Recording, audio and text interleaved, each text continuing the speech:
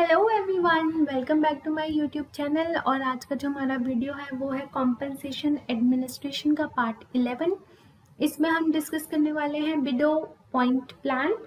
पहले के जो 10 पार्ट्स हैं उन सभी का लिंक मैं आपको नीचे डिस्क्रिप्शन बॉक्स में प्रोवाइड कर दूंगी। तो चलिए शुरू करते हैं हमारा आज का वीडियो। ये प्लान डेवलप किया था चार्ल्स ई बिडो ने 1911 के अराउंड। इसमें भी स्टैंडर्ड टाइम फिक्स होता है हर जॉब को करने के लिए, लेकिन यहाँ पे हम टाइम को आवर्स या मिनट में एक्सप्रेस नहीं करते, हम उसको बी के टर्म में एक्सप्रेस करते हैं। और वो बी कहाँ से आया था?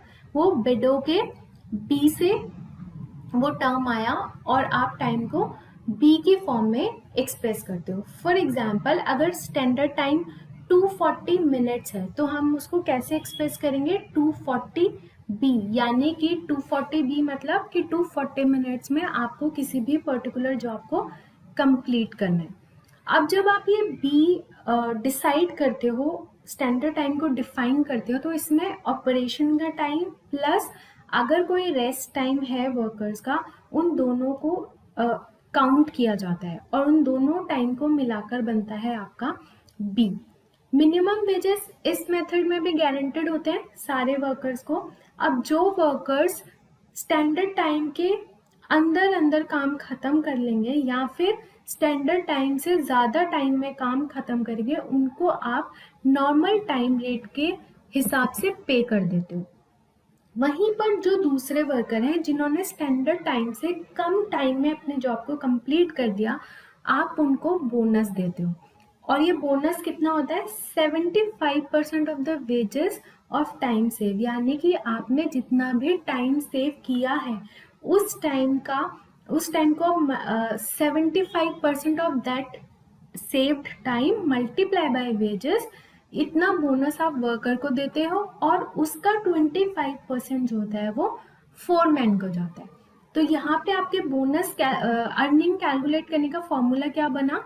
वो बना standard time into rate plus 75% of wage rate multiply by S minus T, यानी कि standard time minus time taken to complete the job. अब हम इसको एक देखते हैं एग्जाम्पल के थ्रू। यहाँ पे स्टैंडर्ड टाइम कितना था? 240 बी, यानी कि यानी कि 4 आवर्स। एक्चुअल टाइम टेकन कितना था? 180 बी, यानी कि 3 आवर्स। और वेज रेट कितना चल रहा था? 0.50 पर बी। तो आप टोटल वेजेस कैसे कैलकुलेट करेंगे? Standard time multiply by the wage rate, यानी कि 240 was the standard time multiplied by 0.50, that was wage rate, plus 75% of the time saved. Time save कितना? Time save 240 minus 180 eight multiply by wage rate 0.50। तो जब आप इसको calculate कर लोगे तो आपकी टोटल अर्निंग आएगी 140.50 रुपीज। अब बात करते हैं इस मेथड की मेरिट्स एंड डीमेरिट्स की। मेरिट में यही है, मिनिमम वेजेस गारंटेड होती हैं वर्कर्स को, तो जो एक्सेप्शनली वेल परफॉर्म नहीं कर पाते तो उनको भी मिनिमम वेजेस तो मिल ही जाएंगी। फोरमैन यहाँ पे मोटिवेट होते हैं प्रोडक्टिविटी इंक्रीज करने के लिए, क्योंकि फोरमैन का भी यहाँ पे फायदा है, क्योंकि उनको 1/4 मिल रहा है। जो भी टाइम सेव हो रहा है उसका 1/4 पार्ट फोरमैन को जा रहा है, तो वो भी मोटिवेटेड फील करेंगे कि वो प्रोडक्टिविटी को इंक्रीज करें। ये प्लान ऐसी फैक्ट्रीज के लिए सुइटेबल है जहाँ पे वर्कर्स को डिफरेंट टाइप्स ऑफ जॉब्स के लिए रखा जाता है और हर जॉब को आप रिड्यूस कर सकते हैं स्टैंडर्ड यूनिट्स में, which is called be as per this method. यहाँ पे आप डिफरेंट सेक्शन या डिफरेंट वर्कर्स की एफिशिएंसी को कंपेयर कर सकते हो।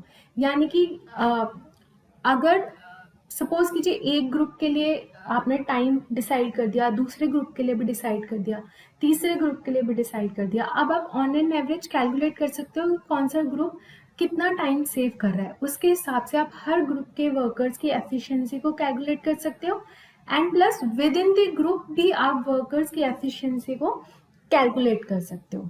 डीमेरिट्स में वर्कर्स थोड़ा इस बात से नाखुश हो सकते हैं या कि वो जो काम कर रहे हैं, वो जो टाइम सेव कर रहे हैं, उसमें से कुछ बोनस का जो परसेंटेज है वो फोरमैन को मिल रहा है।